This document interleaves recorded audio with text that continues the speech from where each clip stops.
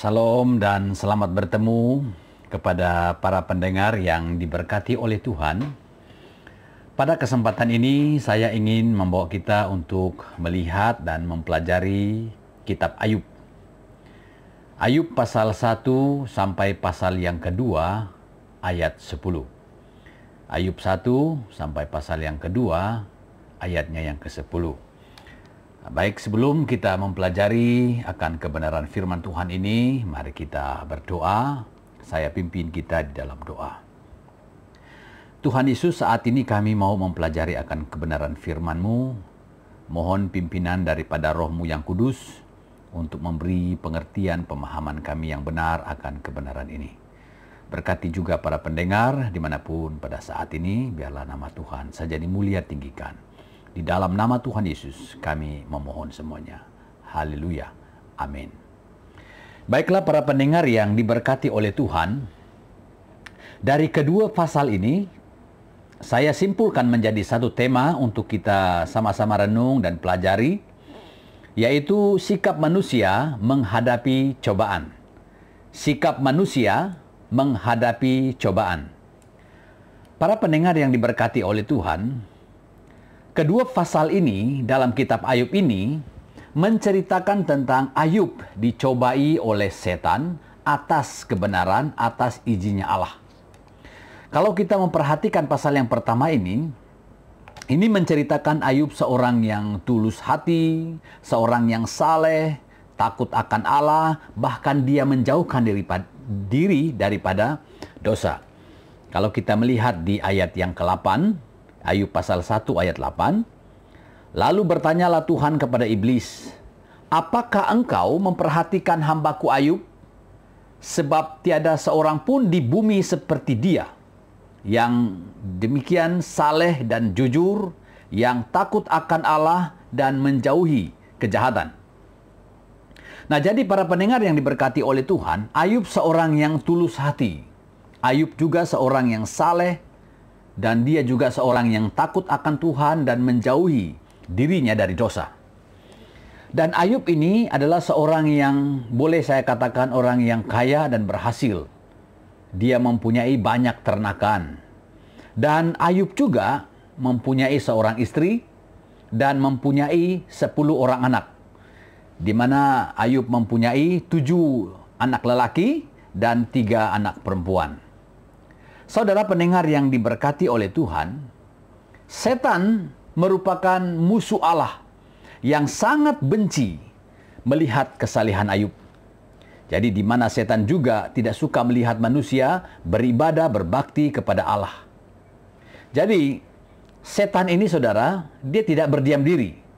Seperti mana yang dikatakan oleh Alkitab, setan ini seperti singa yang berjalan-jalan ya untuk mencari mangsanya. Kalau Bapak Ibu perhatikan di dalam 1 Petrus pasal yang ke-5 ayat yang ke-8, sadarlah dan berjaga-jagalah. Lawanmu si iblis berjalan keliling sama seperti singa yang mengaum-ngaum dan mencari orang yang dapat ditelannya. Jadi inilah buktinya bahwa iblis atau setan itu tidak berdiam diri. Dia tetap berusaha untuk mencari orang yang dapat dipengaruhinya. Saudara pendengar yang diberkati oleh Tuhan, maka pada saat malaikat Allah untuk berkumpul menghadap Allah, setan pun datang untuk menghadap Allah. Jadi Allah bertanya kepada setan. Kita perhatikan ya, di ayat yang ke-7, Ayub 1 ayat yang ke-7, ayat yang ke-8, ayat yang ke-9, 10, 11, dan 12. Nah, disitulah Allah dengan setan berdialog.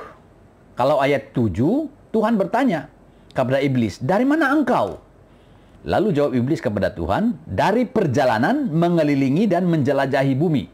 Jadi artinya setan tidak berdiam diri. Dia berjalan-jalan untuk mencari orang yang dapat dipengaruhinya.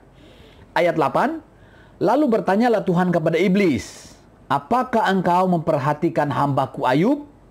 Sebab tiada seorang pun di bumi seperti dia, yang demikian saleh dan jujur, yang takut akan Allah dan menjauhi kejahatan. Ini adalah kata Allah kepada iblis. Lalu iblis jawab kepada Tuhan, apakah dengan tidak mendapat apa-apa, Ayub takut akan Allah. Lalu ayat 10, bukankah engkau yang membuat pagar sekeliling dia dan rumahnya serta segala yang dimilikinya?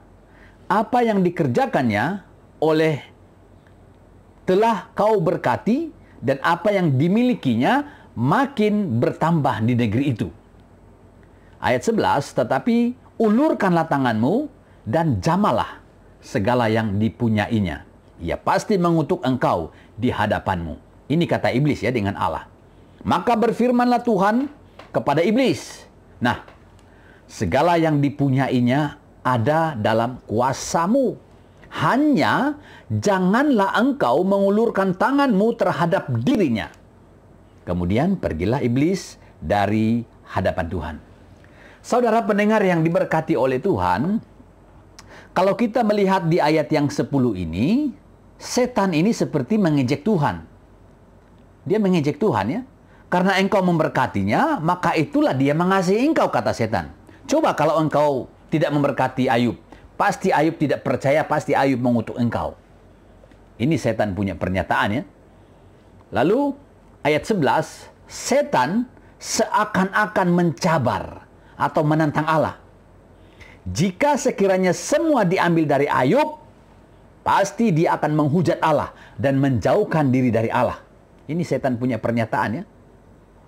Jadi ayat 12 jelas, di mana Allah memperlihatkan kepada setan bahwa Ayub betul-betul orang yang beriman kepada Allah. Maka Allah membenarkan, maka Allah mengizinkan kepada iblis untuk mengambil semua apa yang ada dimiliki oleh Ayub itu. Tetapi Tuhan katakan hanya hidup, jangan diganggu. Ini bermakna saudara, setan hanya boleh melakukan sesuatu terhadap Ayub atas kebenaran Allah, atas izinnya Allah. Saudara pendengar yang diberkati oleh Tuhan, apa yang berlaku? Ayub kehilangan semua miliknya dalam satu hari saja. Di mana semua ternakannya dirampas oleh orang-orang Seba, oleh orang-orang Kasdim. Semua hamba-hambanya yang menggembalakan ternakannya pun semua mati dibunuh. Rumah tempat anak-anaknya berkumpul dirobohkan oleh angin kencang, angin ribut, sehingga semuanya mati. Dalam sekelip mata saja saudara, Raja Gembala itu menjadi miskin, kehilangan anak-anaknya. Tetapi dalam duka citanya itu, Ayub berpegang teguh kepada Allah. Ini mengingatkan kita semua manusia di dunia ini saudara, sebanyak apapun harta kita, milik kepunyaan kita, tetapi kalau Tuhan mengizinkan setan mengambil semuanya seperti mana yang terjadi dengan Ayub ini saudara, ini boleh berlaku hanya sekelip mata saja. Saudara pendengar yang diberkati oleh Tuhan, bagaimana sikap Ayub menghadapi cobaan ini saudara? Bagaimana sikapnya? Nah ini yang akan kita pelajari. Sikap Ayub yang pertama adalah, kita perhatikan di ayat 20 sampai ayat 22 ya. Dia sujud dan menyembah Allah. Ini sikap Ayub dalam menghadapi cobaan itu. Pada saat Ayub menerima berita dari hambanya yang hidup itu, tentang apa yang berlaku dengan semua ternakannya, hamba-hambanya, dan juga semua anak-anak Ayub mati, maka Ayub berbuat sesuatu. Apa yang dilakukan oleh Ayub? Sebagai orang yang saleh, yang jujur, seperti mana yang dikatakan oleh Allah kepada setan, kita perhatikan ayat 20 sampai 22. Maka berdirilah Ayub, lalu mengoyakkan jubahnya dan mencukur kepalanya. Kemudian sujudlah dia dan menyembah. Ayat 21, katanya, dengan telanjang aku keluar dari kandungan ibuku, dengan telanjang juga aku akan kembali ke dalamnya. Tuhan yang memberi, Tuhan yang mengambil, terpujilah nama Tuhan. Dalam kesemuanya itu, Ayub tidak berbuat dosa dan tidak menuduh Allah berbuat yang kurang patut.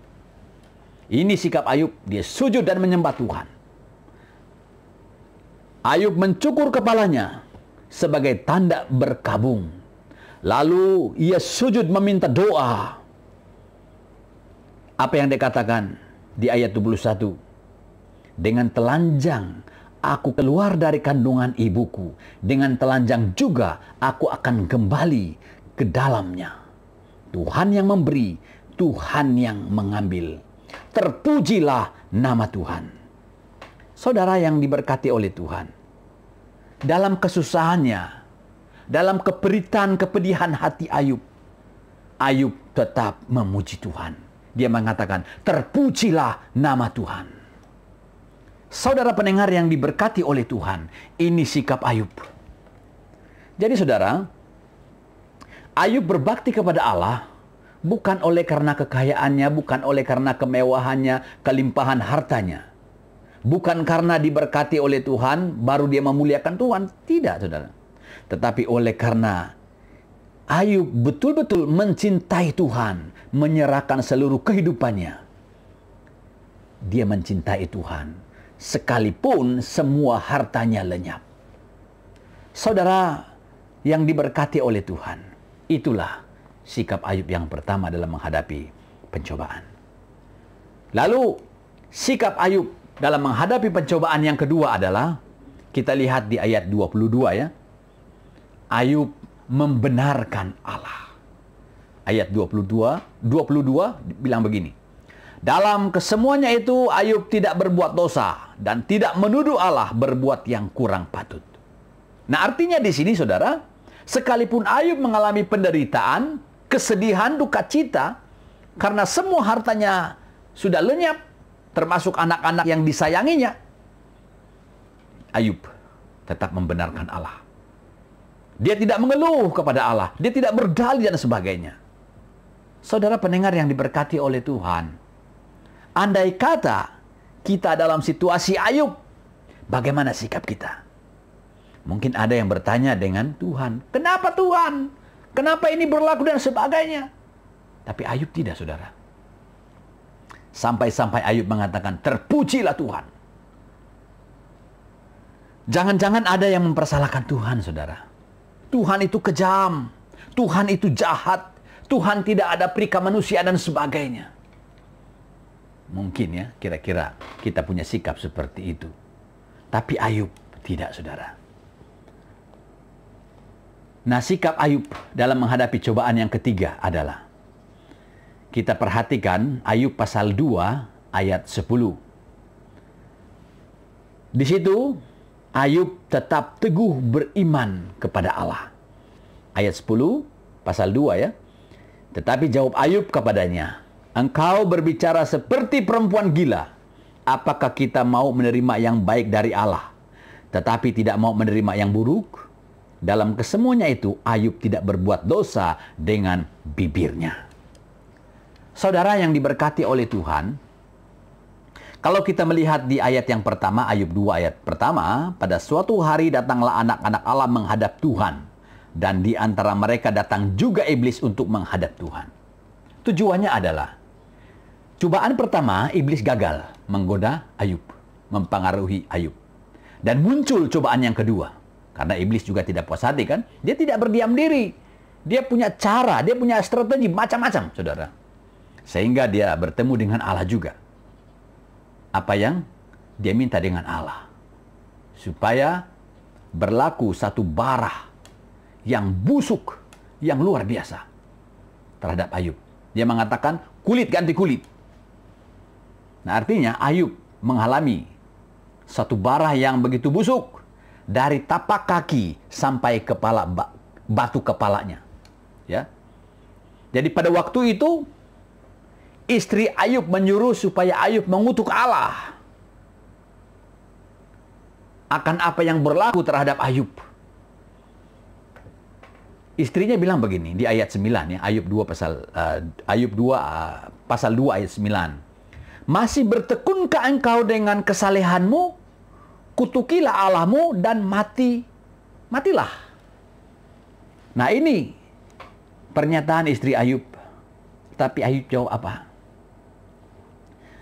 Engkau berbicara seperti perempuan gila.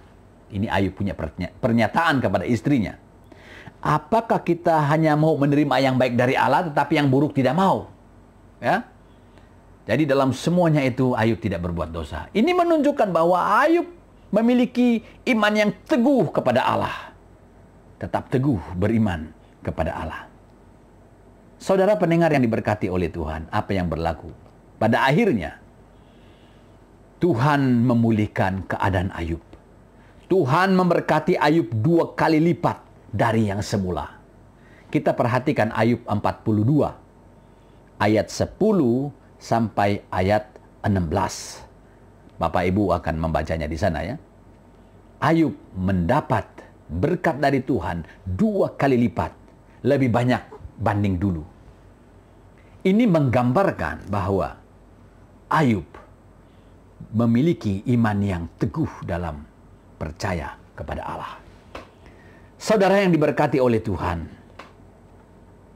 Yakobus juga menyatakan, Yakobus pasal 1 ayat 12 menyatakan, berbahagialah orang yang bertahan dalam pencobaan, sebab apabila ia sudah tahan uji, ia akan menerima mahkota kehidupan yang dijanjikan Allah kepada barang siapa yang mengasihi dia. Nah, jadi saudara, sekalipun kita tidak mendapat kekayaan seperti Ayub, mendapat harta yang banyak seperti Ayub, tetapi ada janji Tuhan yang pasti kepada orang yang sungguh percaya kepada Yesus, yaitu hidup yang kekal. Kalau kita perhatikan dalam Yohanes pasal yang ke-6 ayat 47, di situ dinyatakan, aku berkata kepadamu, sesungguhnya barang siapa percaya, ia mempunyai hidup yang kekal. Dan inilah yang kita dambakan. Saudara pendengar yang diberkati oleh Tuhan, marilah kita mempelajari bagaimana sikap Ayub menghadapi cobaannya. Dan marilah kita menerapkan kebenaran ini dalam kehidupan kita. Kalaupun kita tidak menghadapi cobaan seberat yang dialami oleh Ayub, tetapi marilah kita mempunyai sikap menghadapi cobaan yang kita hadapi setiap saat. Sujud dan menyembah kepada Allah, Sang Pencipta kita. Dan membenarkan Allah, memuliakan Allah, sekalipun kita mengalami masalah yang begitu berat, seperti Ayub. Dan tetaplah teguh beriman kepada Allah, seperti Ayub. Inilah sikap yang dikehendaki oleh Tuhan. Demikianlah perkongsian firman Tuhan untuk kita pada hari ini. Kita bersyukur. Terima kasih Tuhan untuk perkongsian firman-Mu mengingatkan kami bagaimana sikap Ayub menghadapi cobaannya. Demikian juga kami belajar bagaimana sikap Ayub. Biarlah ini dapat kami lakukan dalam kehidupan kami. Berkati kami semua dan para pendengar di sana pun Tuhan pasti memberkati. Banyak cobaan, banyak cabaran, tantangan yang kami hadapi. Tetapi Tuhan yang memampukan kami. Di dalam nama Tuhan Yesus yang punya firman, kami bersyukur dan bersuka cita. Haleluya. Amin.